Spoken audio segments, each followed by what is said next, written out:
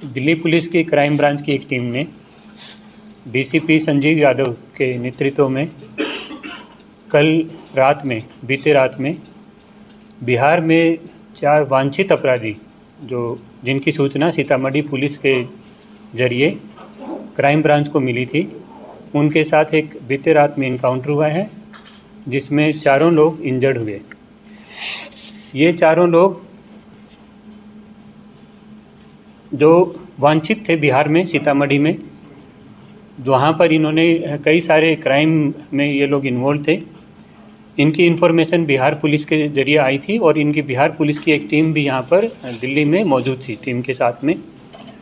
इन चारों लोगों को टेक्निकल इंटरसेप्शन के बेस पर इनकी लोकेशन ली जा रही थी लगातार, लेकिन ये लगातार पुलिस को चकमा दे रहे थे। बीते रात में करीब 2 बजे के आसपास रोहिणी में बहादुर शाह जफर मार्ग पर बेगमपुर जो थाना का इलाका पड़ता है उसमें इनका मूवमेंट लोकेट किया गया था। तो उस समय पुलिस की जो पार्टी थी वहाँ पर उसने इनको रुकने का एक आग्रह किया था, जिस पर उन्होंने जवाबी कार्रवाई में पुलिस की टीम पर फायरिंग की। पुलिस की टीम पर फायरिंग होने पर सेल्फ डिफेंस में दिल्ली पुलिस की टीम ने सेल्फ डिफेंस में इन पर फायरिंग किया, जिसमें ये चारों लोग इंजर्ड हो गए। इन चारों को इंजर्ड फॉर्म में तुरंत ही इमीडिएटली हॉस्पिटल में शिफ्ट किया गया और हॉस्पिटल में जहां डॉक्टर ने इनको डेड डिक्लेयर कर दिया। करीब 3:15 बजे के आसपास इनको डेड डिक्लेयर कर दिया गया था। इनके पोजीशन से 4 सेमी ऑटोमेटिक पिस्टल और 1 कंट्री मेड पिस्टल रिकवर हुई है।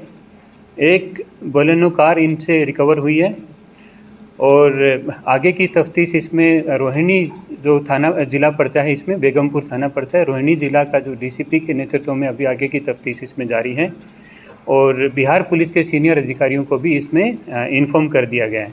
जो 4 आदमी जो मरे हैं उनके नाम रंजन पाठक हैं।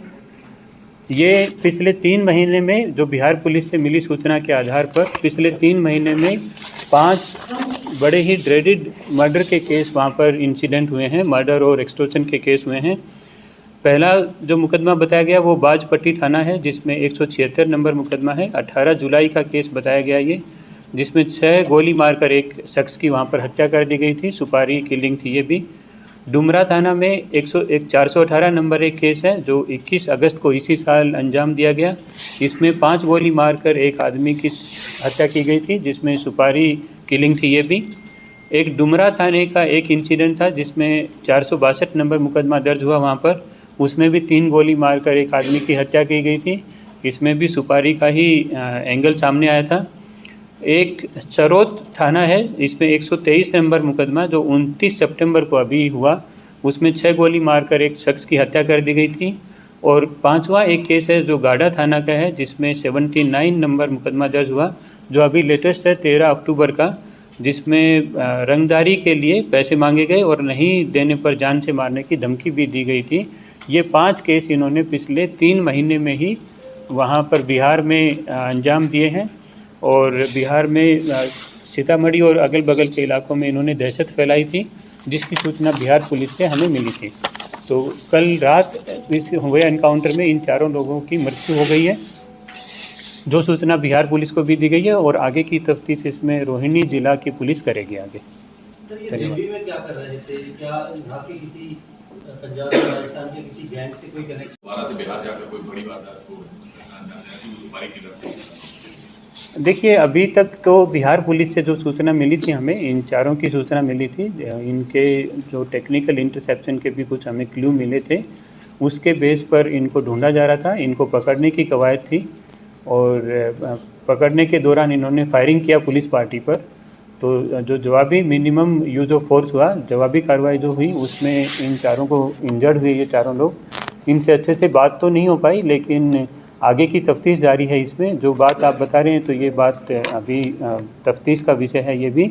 जहाँ तक बात है दिल्ली में ये कब से थे, तो ये बात भी जांच का विषय है। अभी तो पिछले 2-3 दिन का तो मूवमेंट दिल्ली में लोकेट हुआ इनका, और फरारी काटना एक वजह हो सकती है इसमें, क्योंकि जो 1 या 2 आदमी जो बताए गए हैं इसमें, उनका एक का तो घर है दिल्ली में और दूसरे का भी घर दिल्ली में होने की कुछ जानकारी अभी मिली है।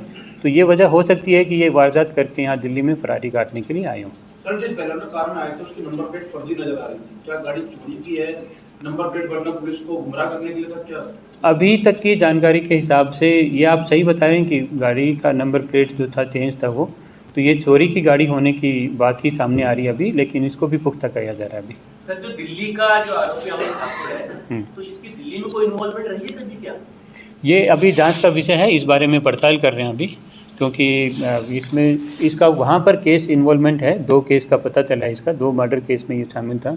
यहाँ के किसी केस में शामिल है, ये जांच का विषय अभी पता नहीं चलेगा। नेपाल का क्या कनेक्शन है? यहाँ से नेपाल गया था, पहले नेपाल से होते हुए यहाँ आया है, क्या कनेक्शन है नेपाल का? उतनी सूचना अभी हमारे पास नहीं है, जितनी सूचना थी उसी स्टेज पर शेयर की गई आपसे। सर रंजन पाठक के बारे में बता दीजिए, किस तरीके से क्रिमिनल है ये, क्योंकि इसकी कोई पोस्ट लेके हमने पिस्टल लेके सोशल मीडिया पर डाल रहा है, क्या जो बड़े गैंगस्टर हैं लाइक लॉरेंस बिश्नोई वगैरह इनसे प्रभावित था या ऐसा गैंगस्टर बनना चाह रहा था? सर इसमें एक सवाल ये भी कि जो बिहार में सीतामढ़ी में इसने गुड्डू नाम के गैंगस्टर और शख्स की हत्या की थी, तो उसके बाद कुछ मीडिया कर्मियों को इसने अपना फोटो और अपने गैंग का प्रोफाइल पूरा भेजा था, तो क्या प्रोफाइल है सर, मॉडस ऑपरेंडी क्या थी इसकी और कैसे? देखिए, हमारे पास जो जानकारी आई है वो सीतामढ़ी थाने से, ज़िले से आई है, बिहार पुलिस से आई है। ये बात भी सामने आई है कि ये बहुत ड्रेडेड वारदात में शामिल रहे वहाँ पर, वो वांछित अपराधी थे। पिछले 3 महीने में ही इन्होंने 4 मर्डर केस किए हैं, सुपारी किलिंग में ये लोग शामिल थे। ये मॉडस ऑपरेंडी इनकी सामने निकल करके आई है और सुपारी में इन्होंने 3-4 लोगों की हत्या भी की है और एक आदमी से पैसे भी मांगे हैं, जो पिछले 3 महीने की वारदात मैंने आपको बताई है। जो रंजन पाठक आदमी है उसकी टोटल 8 वारदात बताई गई हैं। विमलेश महतो जो है उसकी टोटल 4 वारदात बताई हैं, जिसमें 3 मर्डर के केस हैं, 1 एक्सटॉर्शन का केस है। अमन ठाकुर भी विमलेश महतो का को एसोसिएट रहा है, जो 3 मर्डर केस में और 1 एक्सटॉर्शन के केस में शामिल रहा है। और जो 4th आदमी है मनीष पाठक, इसके भी ये भी 2 मर्डर के केस में शामिल रहा है। तो सुपारी करके और मर्डर की वारदात अंजाम देने की इनकी मोडस ऑपरेंडी रही है। अपने गिरोह का नाम सिग्मा एंड कंपनी क्यों रखा है? इसके पीछे कुछ लॉजिक नजर आया? जैसा मैंने बताया, हमारे पास सूचना, हमारे पास बहुत पहले से कोई सूचना नहीं थी इसकी। हमारे पास बिहार पुलिस ने सूचना दी, उनकी एक टीम भी यहाँ पर मौजूद थी हमारी टीम के साथ में।